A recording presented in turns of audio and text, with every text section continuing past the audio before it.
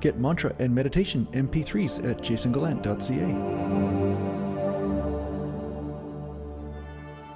What does freedom look like? A lot of people argue about this. They come up with ideas about what an enlightened person will look like, what they will do. They no longer have dirtiness, supposedly. They don't need to use the washroom. They don't need to eat. They don't need to interact on any level. They are spiritually lobotomized. They walk around in a pure neutral state at all times, speaking as if they are an artificial intelligence with no passion behind everything because they are neutral. These are the ideals that people come up with. Another ideal is that a person, if they're spiritual, they no longer need to feed the body. Everything they do just is a service for the world with no sustainability behind it. Basically, what they do is they just give blood until there's no blood left and then they die. So there's a lot of spiritual ideals that are floating around in the collective that have nothing to do with common sense.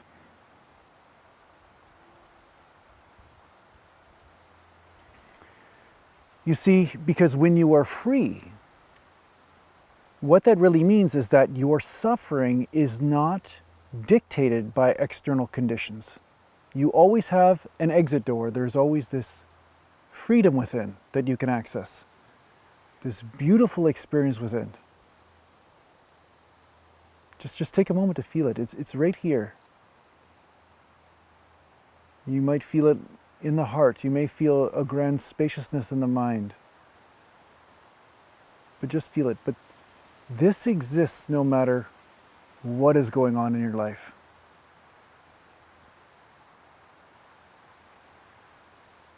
No matter what, it's still there, you see? And your ability to access this is what this spiritual path is about. It's not about a bunch of rules and conditions and things that must happen this way or that way once you are realized. It's about freedom, right? So if you're free, what happens? The people that are constrained by their own limitations never think this through. Oh, when I'm free, then I'll do a bunch of stuff. Well, the stuff that they come up with is based on their suffering right now. It's not based on being free of their suffering. So once they're free of the suffering, what will they do? And the answer to that looks a lot like play. You start to realize that this dream that we are in is a lot like a playground. And sometimes the playground has conflict. Sometimes the playground has peace. Sometimes it has loving stuff going on or dancing. It has all of these things going on. It has all the emotions. It has everything. But the spiritually lobotomized people, they want to just experience one vibration. I just want this emotion, just that laughter or that lovey emotion, but I don't want to feel all that other stuff. But you see, this is all external. So externally, there's going to be the polarities, there's going to be the dark and light, there's going to be all of it going on. But can you find freedom in it at the same time whenever you wish? That's the question.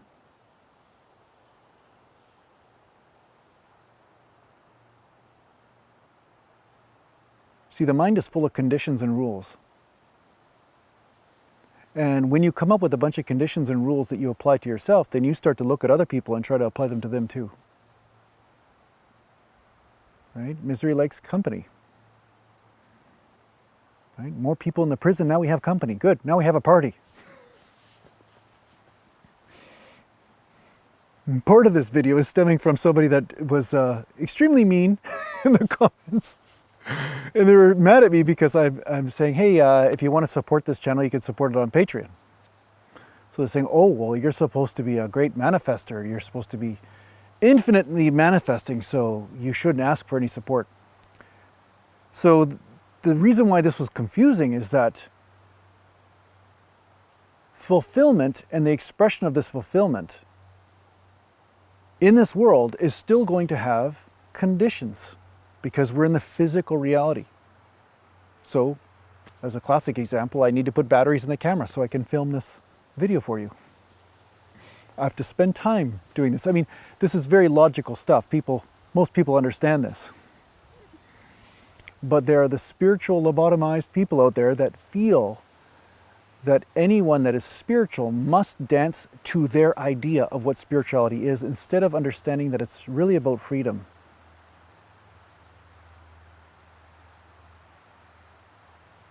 And then, of course, these people will come up with the idea, well, the monks in the monastery don't take any money and the priests never took any money. But I'm like, well, how did they get supported? Usually through donation from the community, usually from donations from the families of the monks. That's how they're fed. Or they work some sustainable business and they're so busy doing that they don't have time to answer your questions when you come to the door. So you see what I'm saying? There are conditions that the mind comes up with, ideas, but they're never stemming from freedom. They're never stemming from being this fully and accepting the limitations and working with those limitations. We have physical limitations. Who you are has no limitation. Who you are is beyond limitation, yes. And you remember that. You constantly remember that as you go into the physical limitations and deal with the limitations of life. So often people get frustrated when I speak about letting go of your desires, letting go of your fears, letting go of this and that, because they are misunderstanding what I'm saying. They're thinking that I'm saying, ignore life. No, I'm not saying that. I'm saying, find your freedom as you deal with the obstacles that are before you. Because then at least your freedom is with you. Your freedom is like your best friend. It's like your guardian angel. It is like this balm, this beautiful, blissful skin cream that takes care of that sunburn of life. You see, there's no magic in this. It's just turning your attention to all that is you instead of just part of you.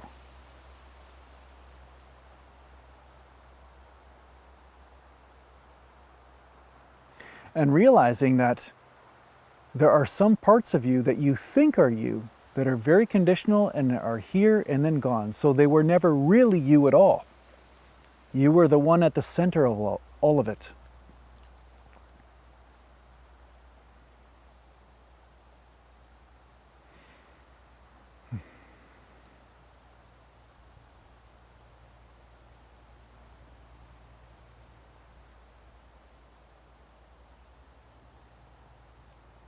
You are this incredible heart space.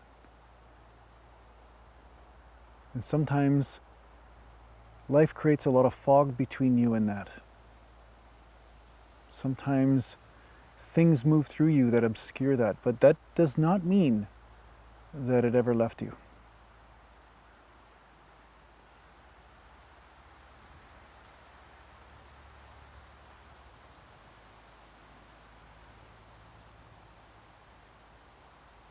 Can you feel it? Can you feel what is here right now?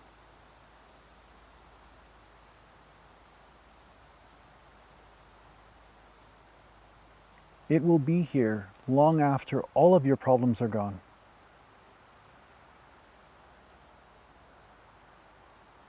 It has always been here.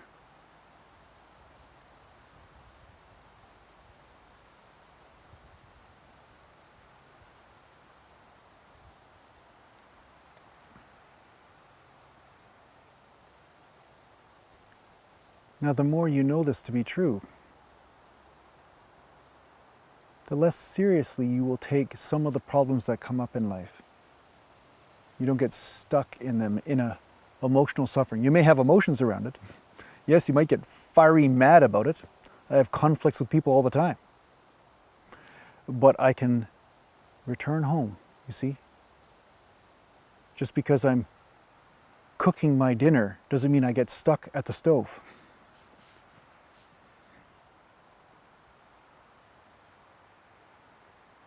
There's a time to cook, a time to eat, and a time to sleep. That's the law of physicality. But who you are returns to a place that is beyond those conditions. And it's always with you. And for the satsang people, there's no you to return anywhere. There's just this.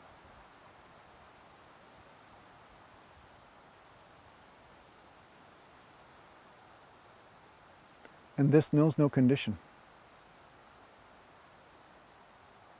It is practically navigating through this physicality and dealing with the limitations of the physicality, but it never believes that it is the limitation. It never believes that this joyride of life is all that it is, the ups and downs and the things and the dramas that go on. There's something here that is timeless.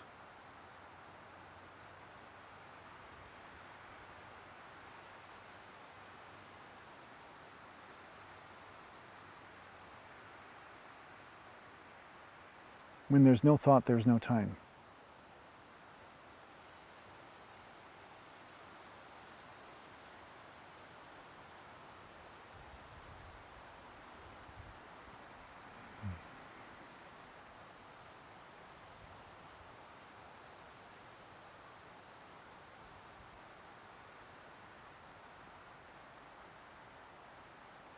So I hope this helps you break free of some of the spiritual ideals that are floating around.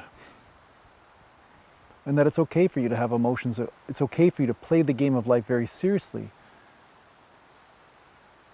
But always know that you are not all these conditions. You are not all of these games that you're playing. You are the one who is playing them. And you can step away anytime you wish. Internally.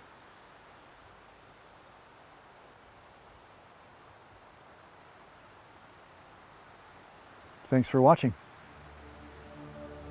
Take care for now. If you're interested in supporting this podcast, just go to patreon.com under Jason Gallant.